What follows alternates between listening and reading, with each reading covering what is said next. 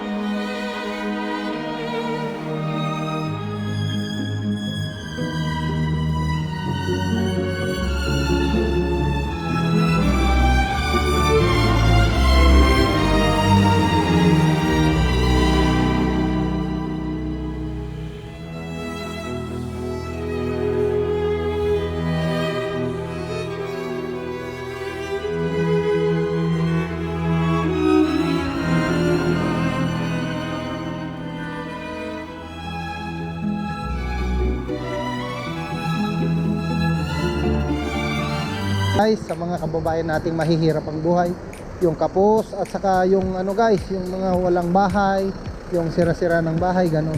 Gusto nating makatulong kahit konti, matulungan natin kasi hindi natin na maano guys, maitutulong lahat kung maliit pa yung sinasahod natin.